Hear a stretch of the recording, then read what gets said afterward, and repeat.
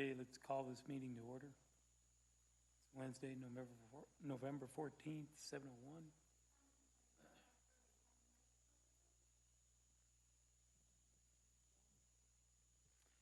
It is Tuesday, November 14th, Planning Commission for Elbert County. Let's call this meeting to order. What we'll do, we normally start our meetings with a prayer and a pledge, so if we could, please stand.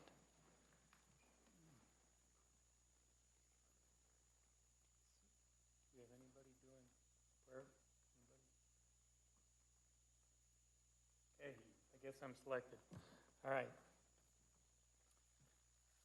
Let's see, dear Jesus, everybody in here has things they're working with, has things they're dealing with.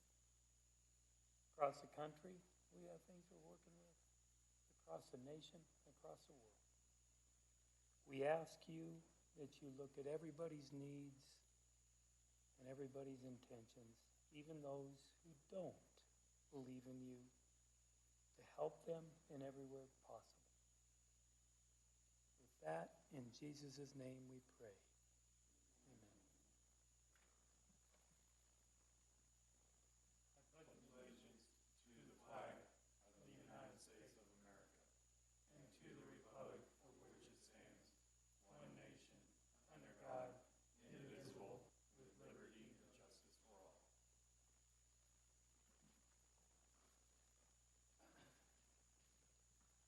All right, thank you. So if we could, let's start with a roll call. Danny Wilcox. Here. Kevin Kirkwood. Present. Van Sands. Here. Dwayne Owens. Dwayne Owens. Absent. Eric Carlson. Eric Carlson. Absent. Mike Buck. Here. Roger Burton. Here. Dee Dee Schott-Grace. Robert Politic. Here. Thank you, Chair.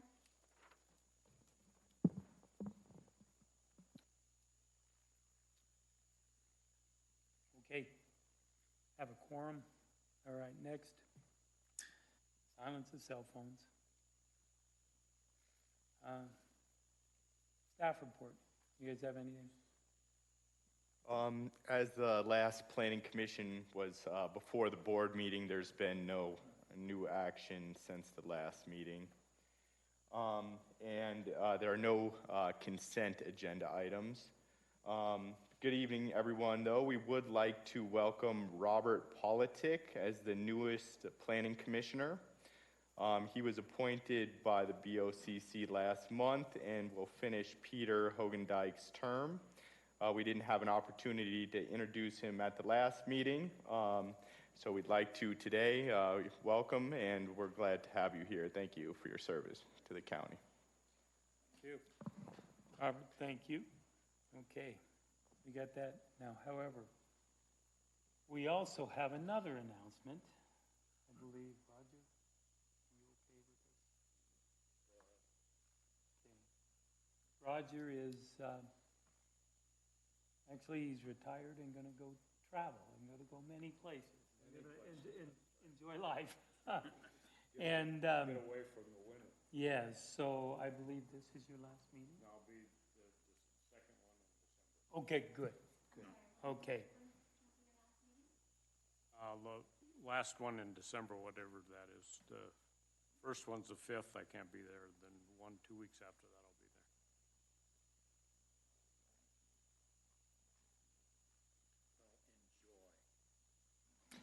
there. And with that,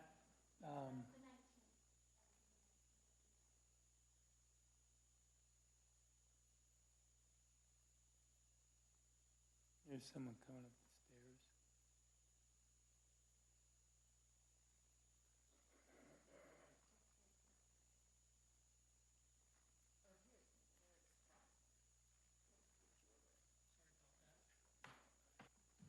Good. Thank you.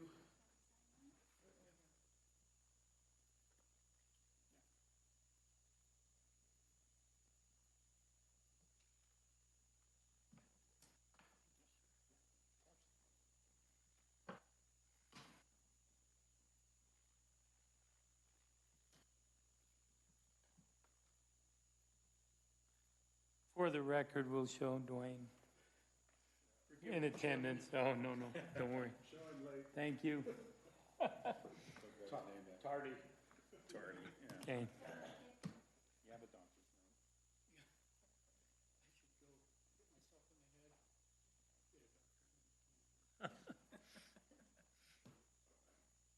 And with that, I suppose we could wait until December, but since we started it, one, I wanted to thank you, Roger. The time and Yeah, efforts and everything you put in. I've really enjoyed this. I've done this before in other communities, served on commissions, and it's always a pleasure to be involved in the community and be able to see what happens and be involved in that. So I've appreciated it. I do regret having to leave, but my wife and I decided to spend the winter in warmer climate. So we'll be gone for about 3 months, and it's just not reasonable to miss that many meetings. So I told the commissioners so they could have time to appoint somebody to finish the rest of my term. So I've enjoyed working with everybody and meeting everybody.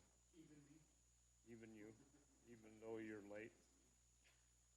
So at any rate, I apologize for leaving, but I think my wife and I have a good reason for doing it. Didn't you sign a blood oath? Blood oath, yeah. We forgot that.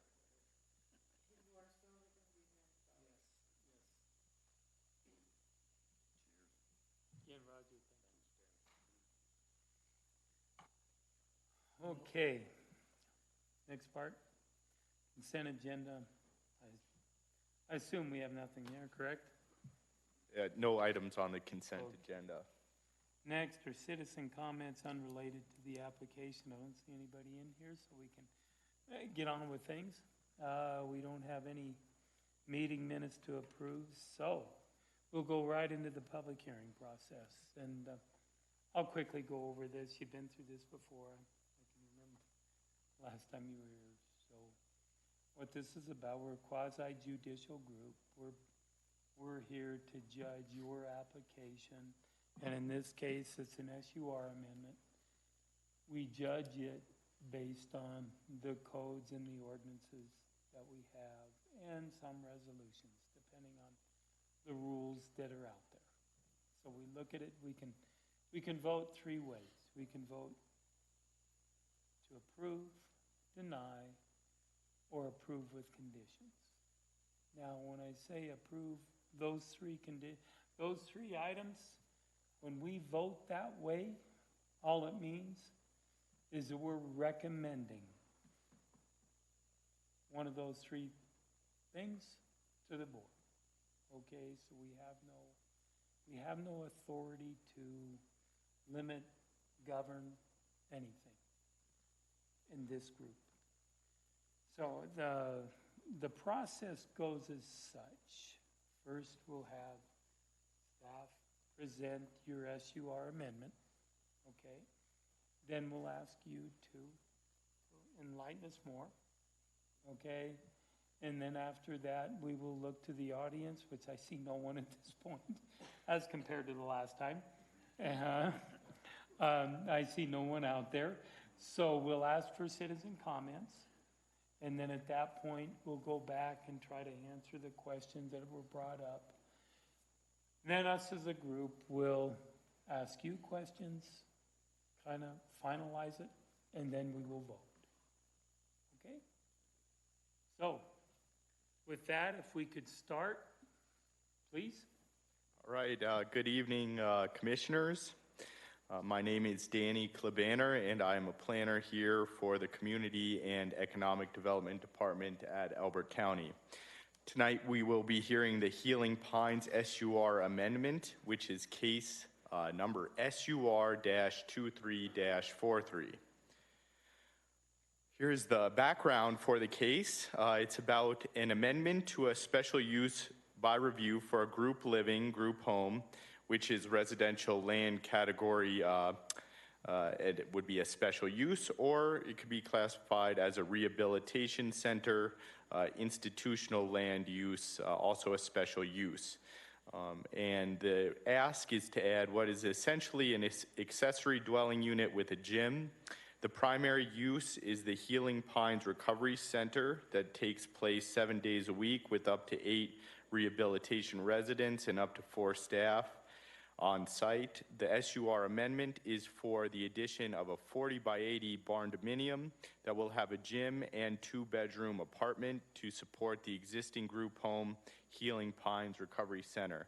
No terms of the SUR will change other than the addition of this building to support the center.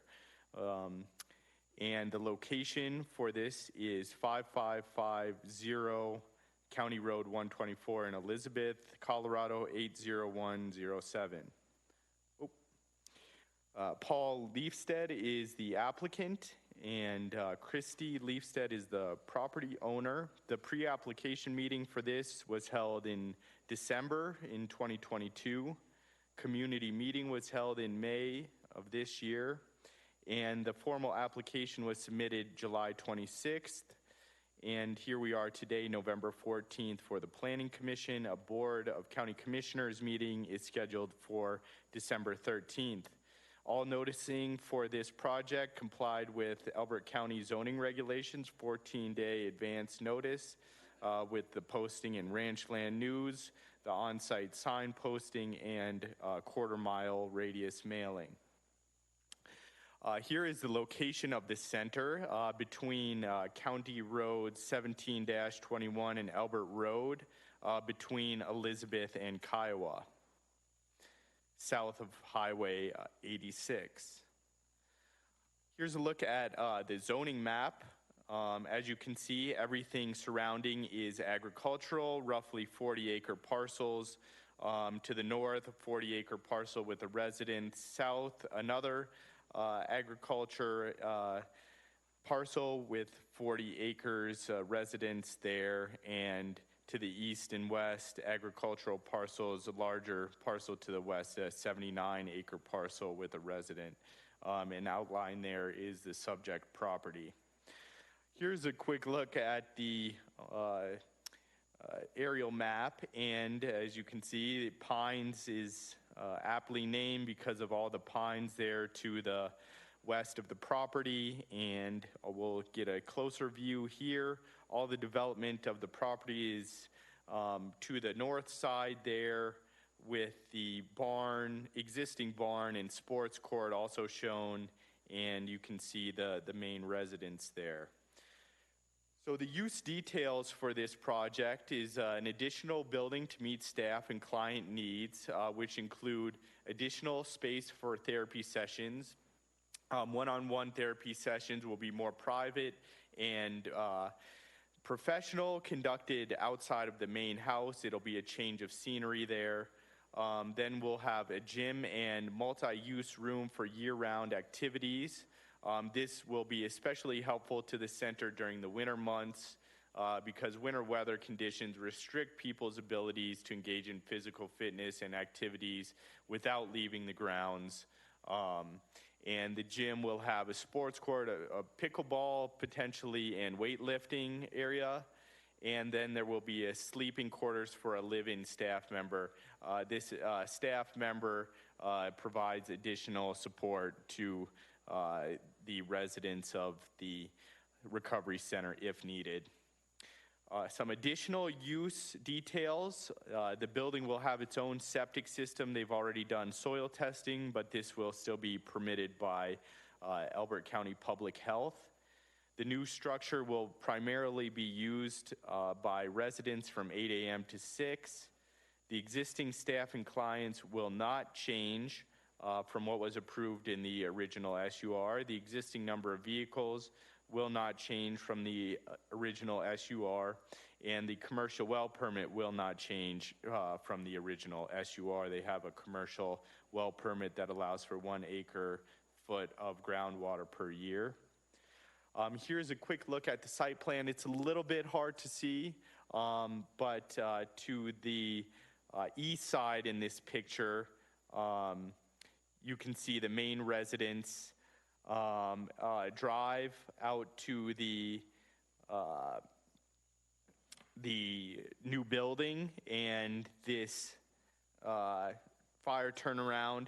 The only comments we received were based on this site plan from Elizabeth Fire, and they requested that the configuration be changed, so some parking was removed from there, and the fire turnaround was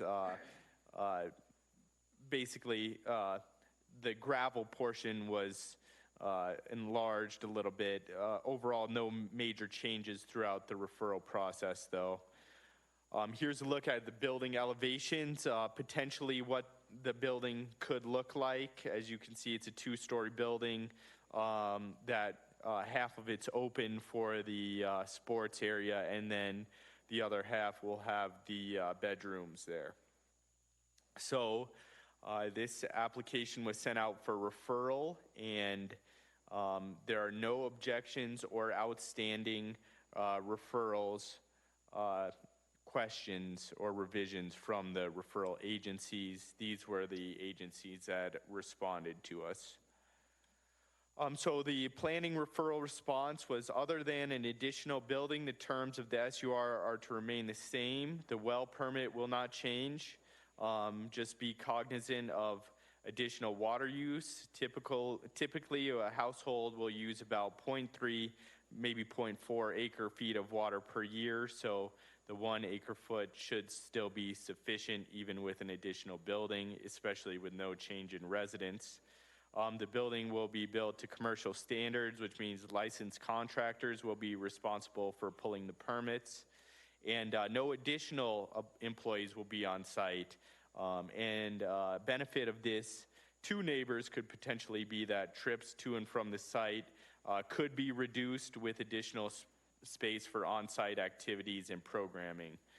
So that could be a benefit to the neighbors with slightly less traffic, although no change was expected. So Article 3E5 of our zoning regulation lists review criteria A through F for special use by review requests. The Planning Commission is to consider these criteria in their review of the application. Whether the use is in harmony and compatible with the surrounding area and neighborhood.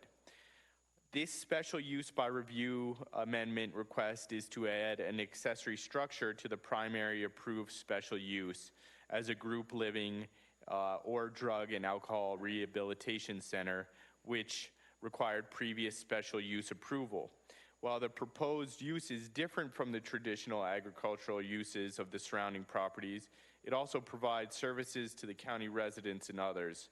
Group living is a special use or minor special use that is allowed in all zones, while a drug rehabilitation center or facility is a special use that is allowed in agricultural or agricultural 2 zones.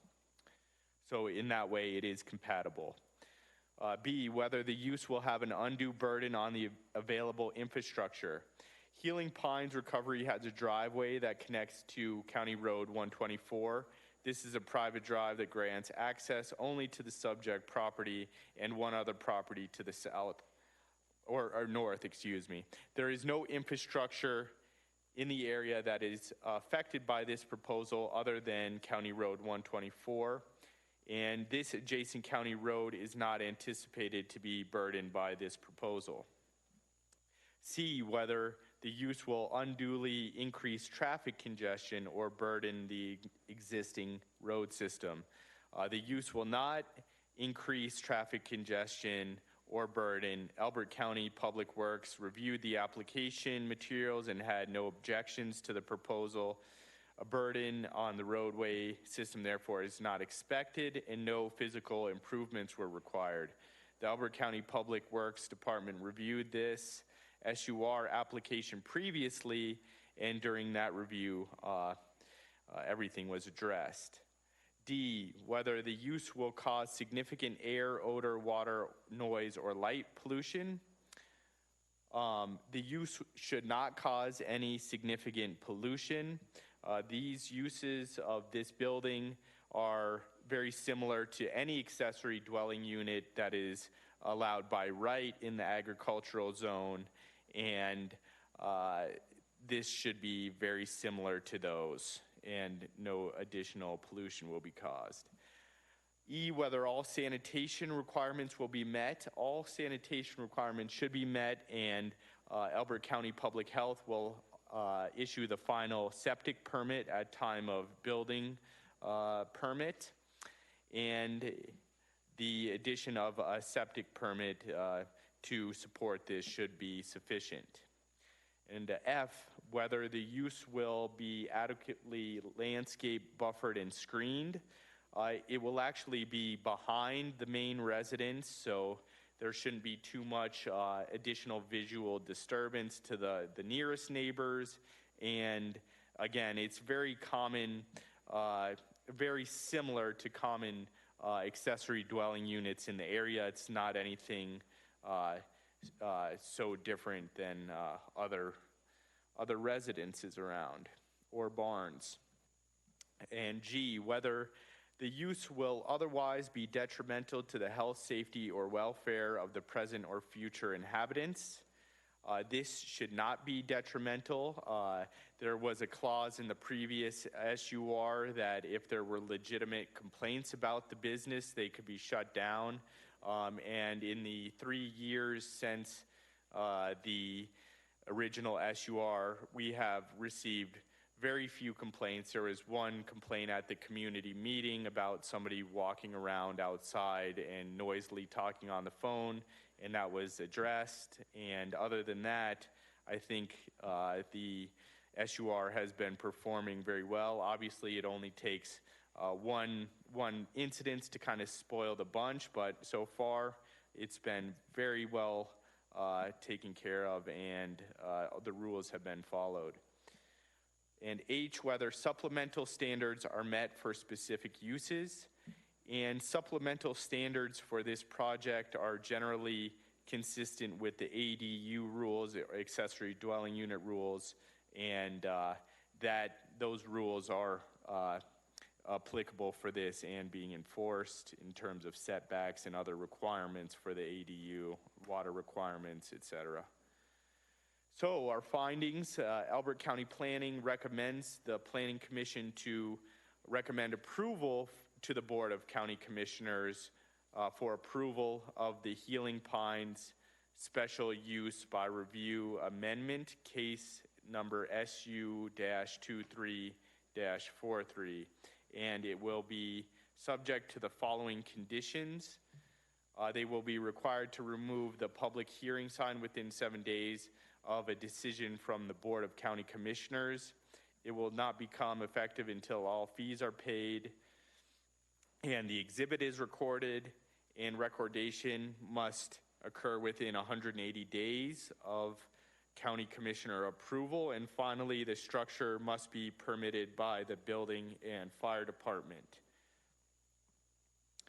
So thank you. That is a presentation for this case, and I'll leave it the site plan up, and if the applicant has any comments, feel free now. Thank you. Is Paul, are you correct in the?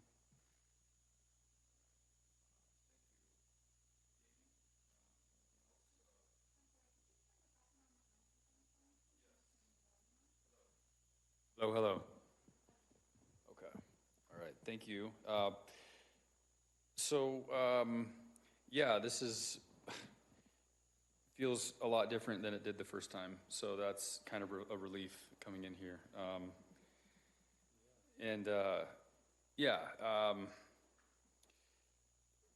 it's a huge relief. So I guess I'll start jumping into this. I covered quite a bit leading up to this to sort of explain more or less what Healing Pines is, just in the event that not all of the commissioners were present during the first special use permit process. And you know, I think often when drug addiction, you know, sober homes, there's some preconceived notions about, you know, who the residents are, and I just wanted to briefly explain who we are and what we've been doing over the course of the last 3 years. And then I do have some comments about, you know, the site plan and even the elevations, but you know, I'll jump into that once I get to the next page. So I'll try to move through this relatively quickly. So my name's Paul Leifstead. I'm the founder and executive director of Healing Pines Recovery.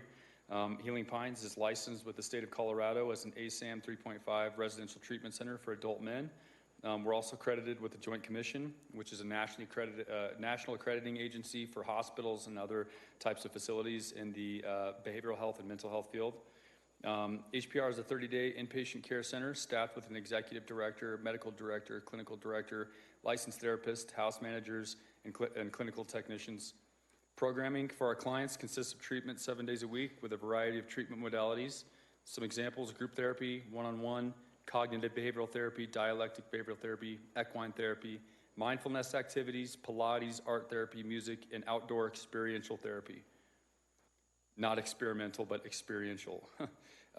One point that separates HPR from other treatment centers is our low census, individualized care approach.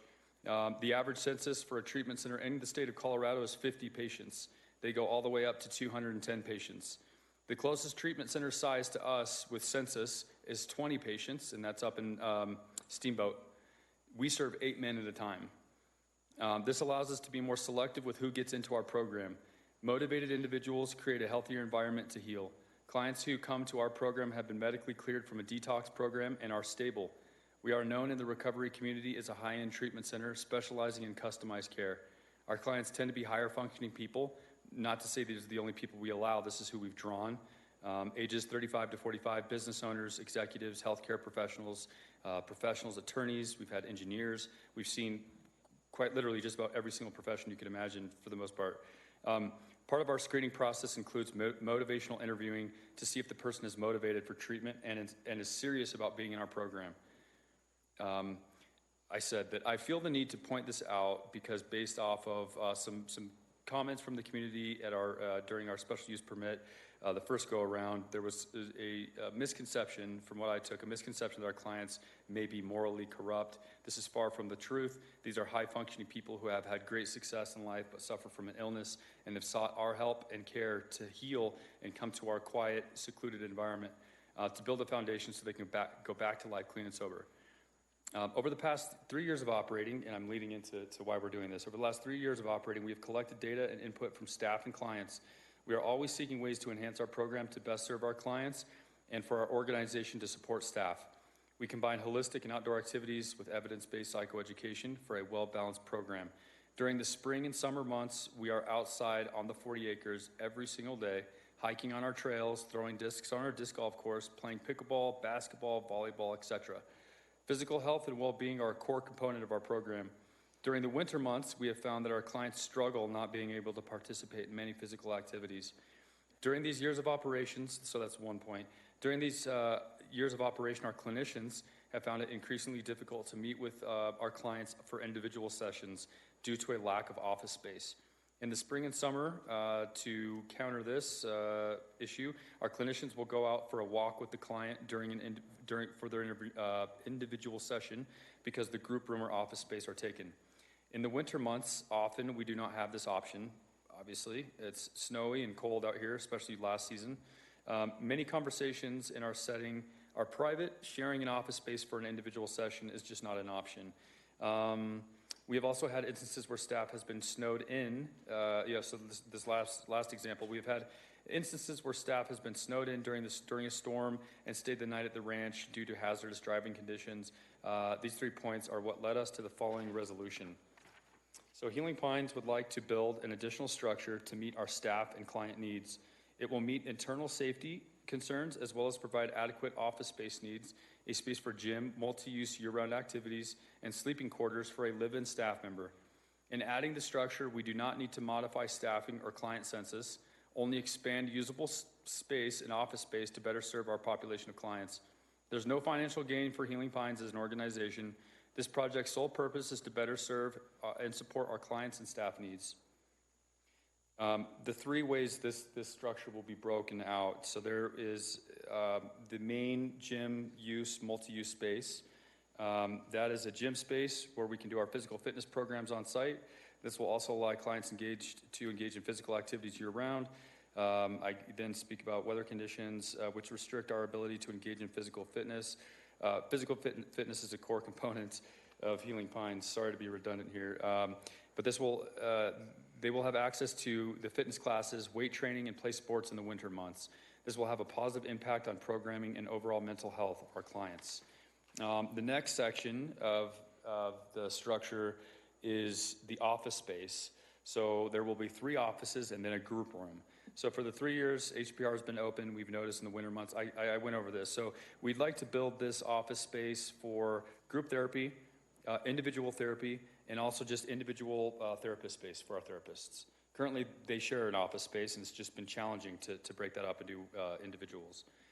On the second level, we'll have staff housing. So the 2-bedroom apartment, it'll be a 2-bedroom apartment, and this is solely for staff. So the 2-bedroom apartment will be used for a live-in staff member. Currently, we have a rotating overnight staff. An additional staff member will live on site and provide immediate assistance in event of an emergency. This is an economic solution as well to keep 2 staff members on site 24/7. It is an economic solution that helps us maintain low census of 8 men at a time. We will also reserve a room in this 2-bedroom apartment for staff members in the event they get snowed in and they are not comfortable driving home. Last bit here. So I would like to finish by shedding some light on the positive impact Healing Pines has had on the community. Since opening, we've served over 20 clients who reside in Elbert County. Those are not only husbands that have returned to their wives and fathers that return to their kids, but 20 plus fewer people driving drunk in the local community. Just under half our employees live in Elbert County. We spend $8,000 to $10,000 a month on food at local grocery stores. We contract with local 1099s for housekeeping, equine therapy, yoga, and Pilates, and more. We buy cleaning supplies locally, office supplies locally, ranch supplies. We just purchased some donkeys from our neighbors to the west of us, and our clients do service work to neighbors 2 properties down to the south. We do service work at their property every Sunday for an hour, and we have been doing that for the last 2.5 years. We have a system that is effective, and we are looking to enhance the client and staff experience. With regards to expansion, that was brought up as a concern at the first meeting we had. We are not increasing our census or changing our staff. This is purely in addition to meet the needs of our clients and staff. We're investing money back into the company to improve the therapeutic and work environment. Thank you for your time.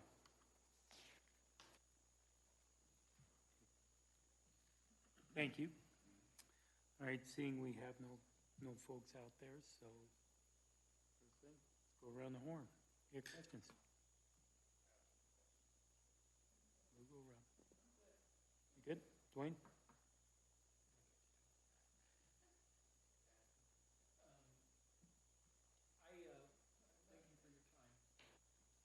I wanted to ask about, on the aerial, there is a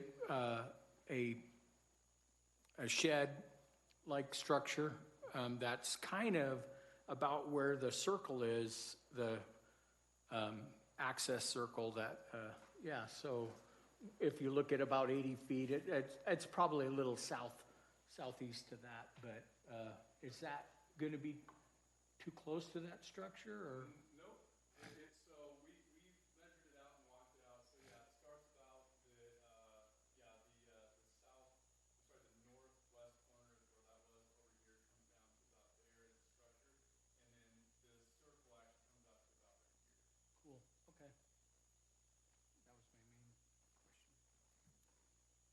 Good, sir.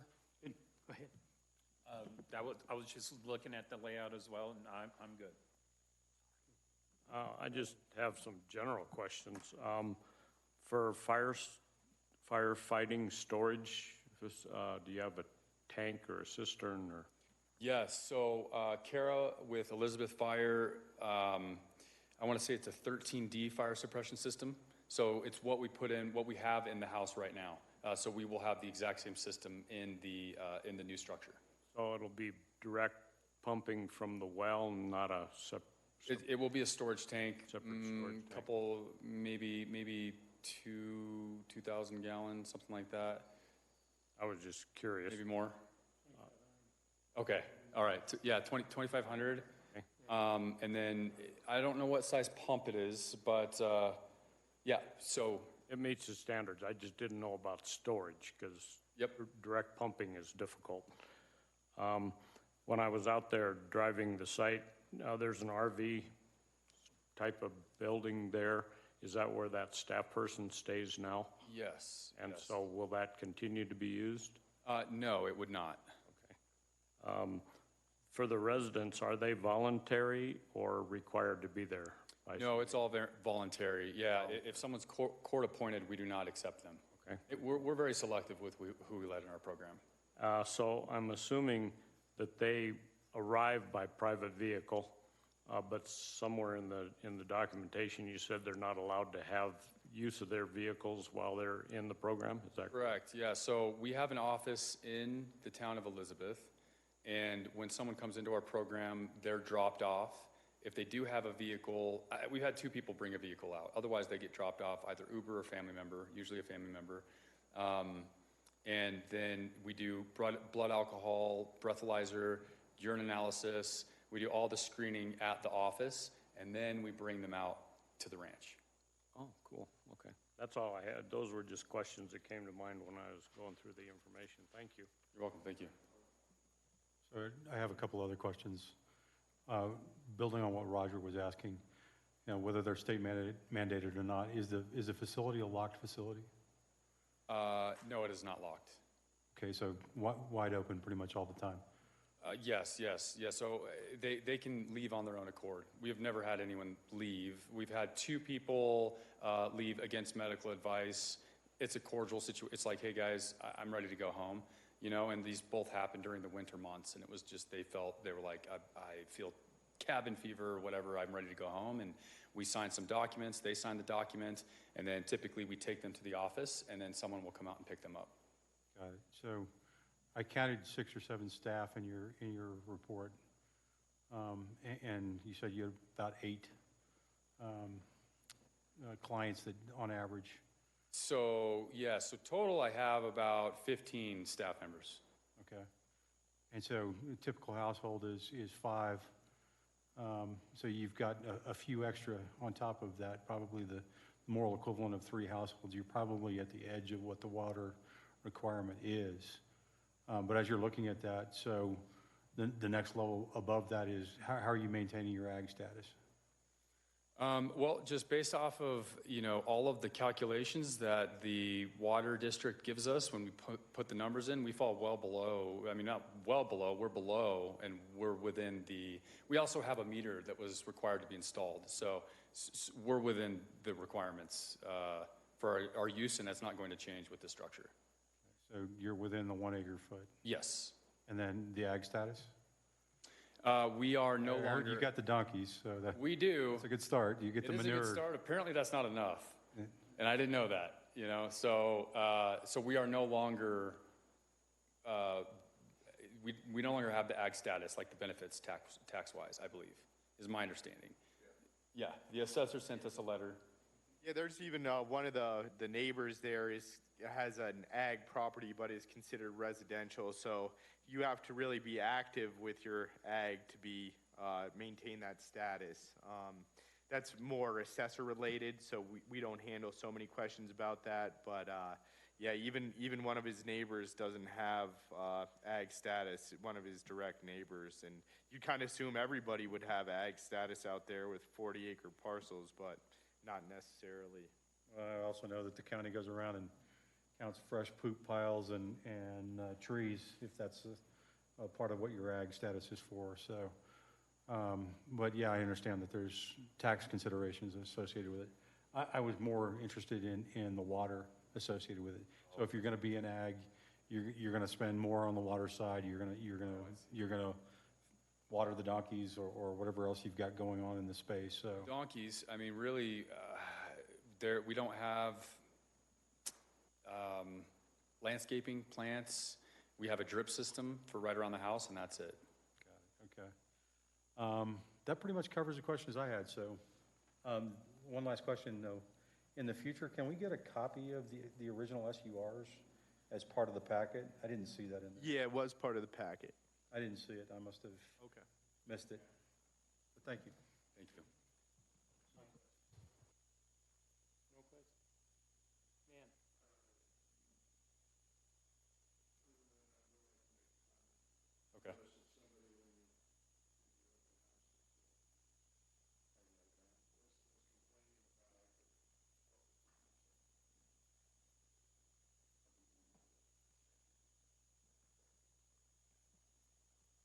Somebody was complaining about the fact that you were bringing everything in-house and that, because I guess the clients are now going outside to The gym. a gym. Yep. So we go to Well, Staying Fit and Loving It right now. my comment on that is, I worked with small businesses for a number of years, and you could never count on having a client forever.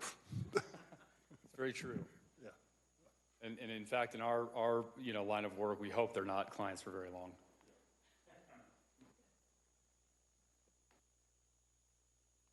Okay. Went through this application when it came through the first time. There was a huge amount of confusion from everyone.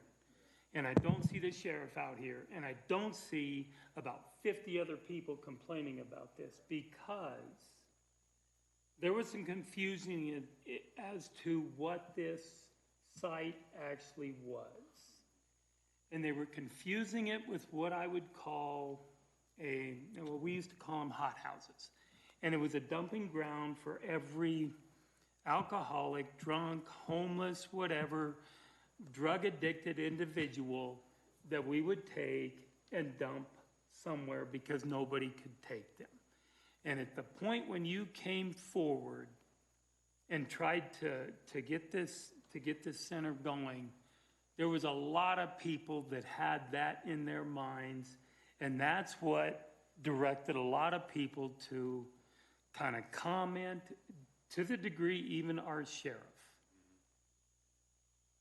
And at this point, I can tell you personally, not only from our sheriff, but from other people who have actually interacted with the individuals you treat, that center has helped more people within this area than anything we have combined. And that means the centennial services and everything else. So if anything, I'm here to I would tell you thank you, because I know people personally who you have helped.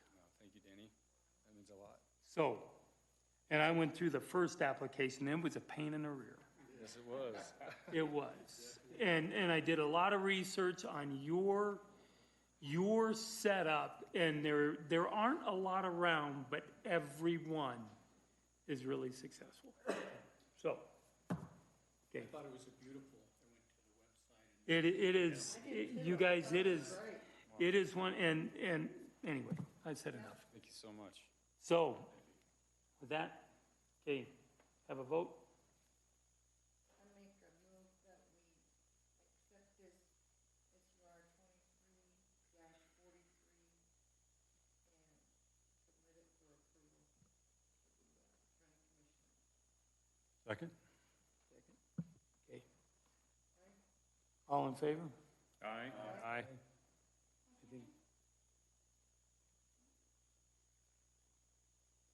Okay, Thank you very much. thank you. Thank you for what